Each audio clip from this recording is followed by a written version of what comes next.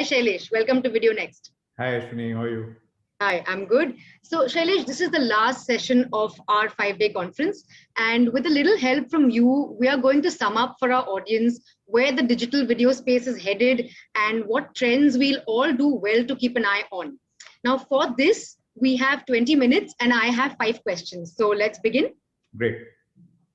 Okay, fantastic. So, Shailesh, Ormax is in the business of content testing. You give the makers of content an advocacy score, which is essentially a numeric word of mouth score out of 100. Now, it reflects the percentage of people who like something enough to recommend it to others in simple words. The question is, Shailesh, of late, what kind of content is getting a high advocacy score and what's not working? I think what has really changed in the last 2 years is that there is more variety in the top list. The shows which are crossing 70, which is like a gold standard, so to speak. So we don't have only thrillers. We have a special ops, but we also have a panchayat. We have a Patal Lok, but then there is also a scam 1992, of course, which is 80 plus. So we've got a good variety of genres. It's not like it was a couple of years ago when it was virtually everything was either a suspense thriller or it was a dark drama kind of a underbelly show like a Mirzapur. So those kind of shows are also doing well, but there's enough variety now on offer. So to that extent, what is doing well is more well-rounded and I would say more multi-genre. What is not doing well is 80% of the stuff, and that's probably one of the problems with this category. I mean, it's a problem with most categories that 80% of stuff doesn't do well. But here, I think the long tail is really long. A lot of stuff just keeps coming, and I think we also don't even, because we are in the business and we are tracking shows, we even come to know some of the shows. Otherwise, some of these shows are too small, they come and go, and I think there's not much to notice. So there's a long list of that which doesn't work, and that's again across genres. So I think there's a lot of things which are Me Too versions of the bigger shows which particularly don't stand out. Give examples of shows that got a particularly high advocacy score in the recent past.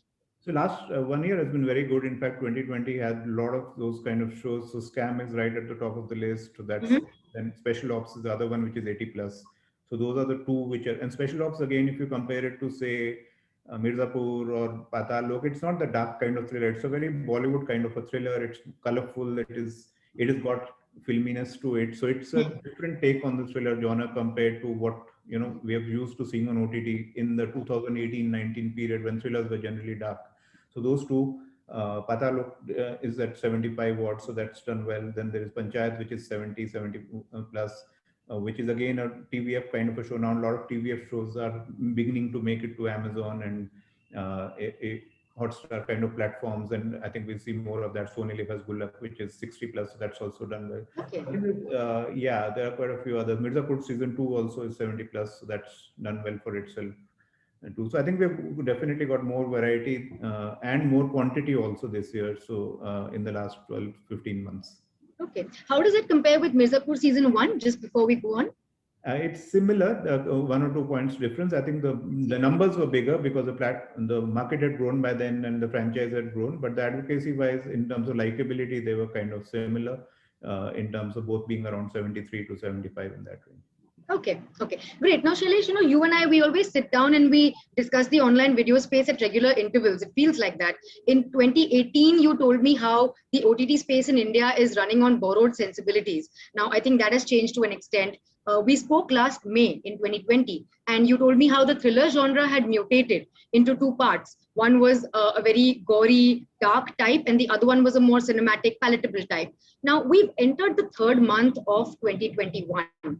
What is that one overarching content trend that you see emerging that's going to see this space through over the next few months, or that's going to really dominate the space rather?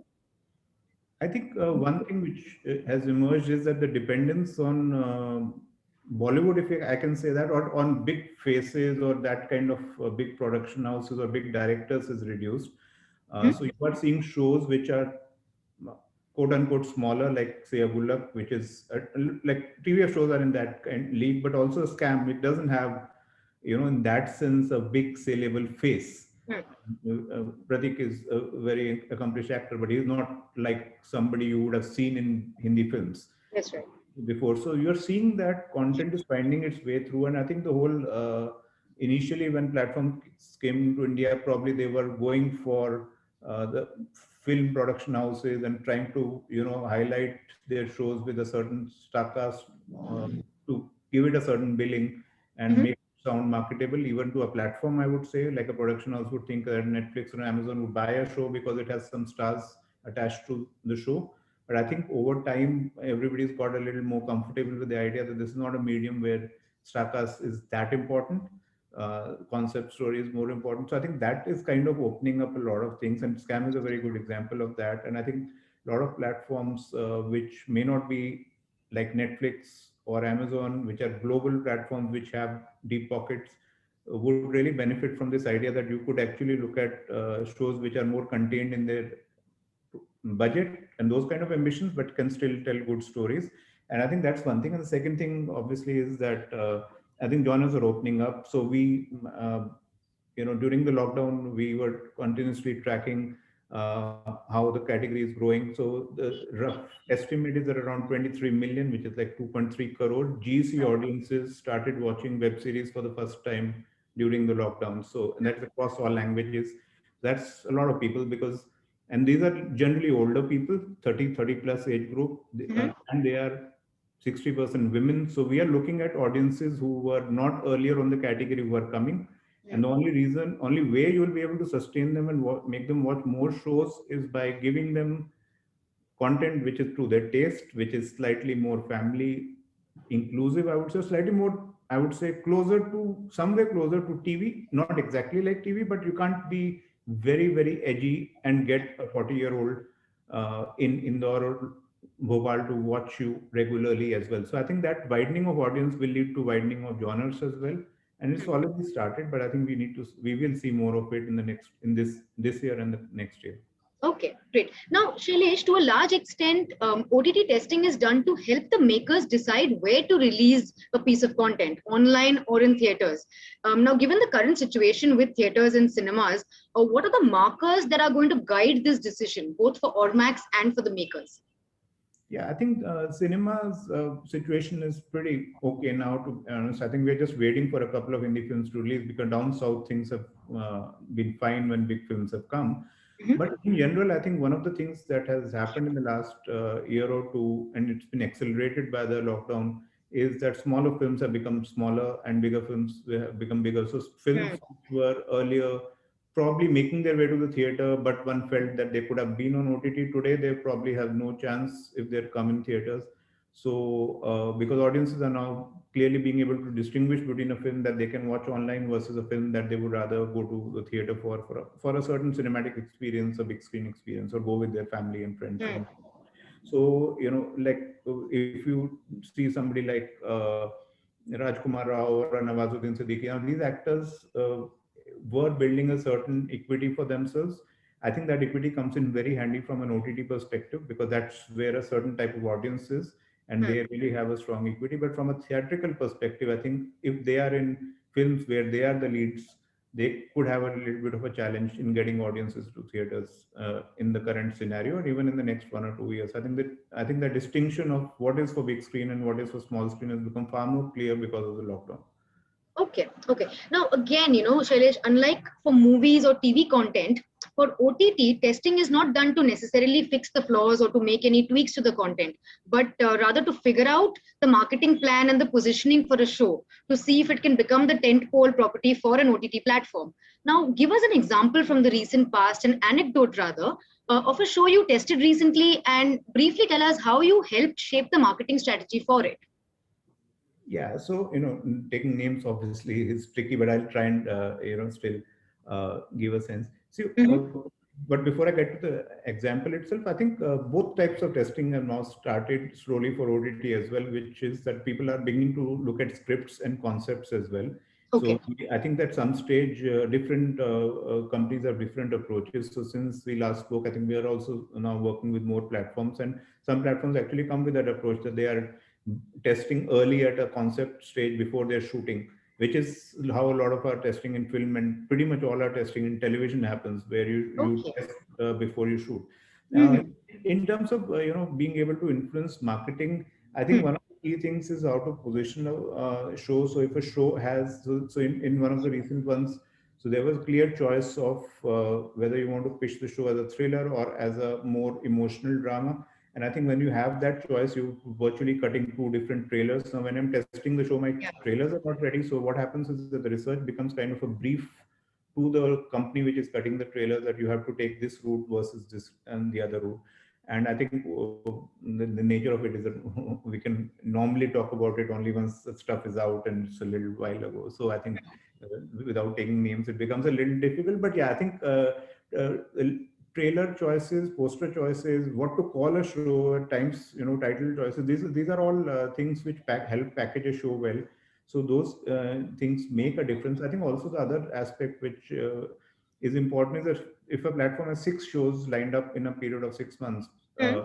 then which 2 or 3 should they put their marketing muscle behind, and which 3 or 4 should they let them be and just come and be supported by some online marketing and some digital marketing, and not really take them to outdoor or print.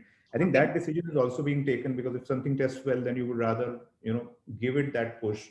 And there have been cases when platforms have said, okay, this is not tested well, let me launch it silently, let me not create too much of a noise around it. It will find its own audience within the platform, but it doesn't have the potential of getting new subscribers on board. So I think Okay. that becomes slightly more strategic in nature as well. Give us an example of a show you can name, perhaps, maybe something that's long gone and something you helped shape the marketing strategy for, the positioning for. Yeah, so I think some of the earlier Amazon shows like Mirzapur season one and Made in Heaven, those shows where, see again, inputs, things like this, when you test a show, Hmm. there's a production house, there's a platform, and there are obviously, so those three, between Ormax, the production house, and platform, there are three constituents, and somewhere everybody has their own perspectives. Hmm. And I think somewhere one is looking for exchange of ideas and alignment, because our approach is not to necessarily say that this is the only way to go about it. But I think a Hmm. lot of times what we have seen is that as people start doing more and more tests, they also begin to understand that these are recommendations, these are more things that if we pick what we like, it will work in our favor. I think we Hmm. have seen that in films as well. First 1 or 2 projects, people are quite resistant, but as they test their sixth show, sixth movie, seventh movie, eighth movie, they are far more uh, I would say, accommodating of some of the feedback, and they're far more receptive to it. So I think with OTT, with Amazon, we have been doing testing for quite a while. With some of the other platforms, we have started in the last 1 or 2 years. So I Hmm. think they are at that stage that they're warming up to some of these techniques. And I think as time goes on, hopefully, more and more of the interactions in that direction will be easier. Because see, also you have to keep in mind, and I think that's true for all medium, that that even if the platform is the same, the producer changes. So Hmm. if you hypothetically tested a show like Scam, then Hansel is the director or Applause is the producer. You test another show for Sony Live, then TVF is the producer. Hmm. So you may be dealing with the same platform, but you're dealing with different sensibilities of the director, the producer. So to that extent, you have to go through getting a lot of people in the industry to understand how you test, how is it helpful. And with every project, when you have a new director or a new producer who has a strong voice and who has a viewpoint, Hmm. it is interesting, but at times it's also something that takes time to build. So I think we have been over the last few years getting used to introducing a lot of directors to our methods of testing across film Okay. and That's OTT. interesting indeed. Now, Shailesh, when it comes to content discovery, there's advocacy, which is the human element. I depend on my circles of influence for recommendations, and then there's the algorithm, which is the tech element, and that's between me and my machine. So, if I were living in a cave just with Wi-Fi, without any human interaction, what I would watch would be very different from what I do now in society with the advocacy impact. So, Right. humor me when I ask you, Shailesh, whether the two, the algorithm and advocacy, are somewhere in conflict. Yeah, I mean, I wouldn't say conflict, but I think they can compete with each other Yeah. to get attention, Hmm. because eventually the algorithm is more a platform level thing, because there is no overall algorithm. Netflix algorithm is different, and if I am a subscriber already, then I maybe push certain type of content. But I think in the Indian market, the challenge right now is to also increase the subscriber base. So, I mean, there are only Hmm. around 45 to 50 million on the outer side paid subscribers of OTT platforms in India, unduplicated, if you count all Hmm. the people who are paying. Obviously, their families watch and there's piracy and we understand all that. But if we're just talking of around 4 crore or 5 crore people who are subscribing, I think the next 2, 3 years challenge, which would be to take this number to 7, 8 crore or take it closer to 10 crore, which is 100 million subscribers. Now, part of that will happen because of IPL and stuff like that. But from the show's perspective, I think when you get new people in on board, there's no algorithm, because algorithm comes into play only when you are using an app. And I That's think right. to expand the base and to get subscribers to go up, you need advocacy and you need variety also. I mean, you need genre Yeah. variety, which was a key factor which was missing till a year or two ago. That's why the category was so metro skewed and youth skewed. And I Hmm. think now suddenly we are seeing that the dependence on the metros and the younger audience is reducing because there's more Yeah. variety. Yeah. So algorithm, I think, comes into play for heavy users and for, I would say, more loyal users of platforms, like those who are on Netflix and those who understand it very well. But Hmm. for new users, which is a big number in India, advocacy is a very, very important factor. Sure, that's a very good point, Shailesh. And now, lastly, as we've seen over the course of the last few days, many people brought this up that many people are starting to watch OTT content not just on their phones alone, but on large screens with their families. So, is viewing behavior still entirely a function of the medium, or has online video content started becoming one entity? Yeah, so no, it is. I think this whole segment of people who are watching with families. I don't know. I missed yesterday's discussion because that was the topic of that. If there was a number put to that, but Hmm. in our understanding, the number is very, very small because, see, the thing is, it's a mobile market and you have Yeah, got 70%, 75% consumption happening on the mobile device. As we get broader into smaller towns and we get into languages, which is Tamil, Telugu, Kannada, Malayalam, Bengali, Marathi, it will get into interiors and mini metros and small towns, and the mobile consumption of OTT content will go up more and more. So I think this whole idea of watching on a screen on a smart TV is a very metro thing. It may be happening more in metros, but if you are to really grow the category, it will only happen via the smartphone. So I think there's a difference between watching with family, which is, like, to me, a very, very small set of audience, versus shows which everybody in the family can watch, even though they're watching at different times. I think the second one is more important, that we have to have content which different members in the family can relate to, and maybe hmm, they can watch at different times on their own devices at their own convenience. But collective viewing is a very TV thing in this country, and I think OTTs will struggle to find too much there because it's a category which is developed on solo consumption premise, and I think that's how it will continue to grow. And in fact, it will become more and more that as it gets into smaller towns and hmm. languages, because smartphone is the internet source by and large, and smart That's TVs right. are things which people have not even heard of, forget being able to afford them Yeah. in when we go outside the top 10 cities. Right. Now, I'm going to take one question before we wrap up. Rikin Shah is he wants to know: Do OTT platforms bet on short movies, movies under 60 minutes? What's the ideal movie length? Yeah, so I think the answer to that is a no. Everybody is still figuring out. There's a lot of there are a lot of interesting short films of 15 minutes, 20 minutes on YouTube, which some of which do very well and they've got great views. But of course, that's free content. I think OTT platforms have done anthologies, which are shorter movies compiled That's into, right. like love stories, ghost stories, that kind of stuff. I That's don't right. think. I think the whole reservation with doing a 30-minute movie would be that you will market it and eventually it's just 30 minutes of content. So do you really get that kind of engagement? In fact, I have heard that a lot of times when somebody goes with a film idea to an OTT platform, the platform is like, why can't you make a show? It will give me more episodes and more content. Okay. So I think the general tendency is to stretch the premise and make a series out of it. If you cannot make a series, then maybe settle in for a show, Hmm. settle in for a film, but shorter than a one and Yeah. a half hour film, I think becomes, from just a marketing perspective, it becomes too much of a task just to get some viewing time. And I Hmm. think it may be more like a YouTube kind of thing. But again, all these things are developing.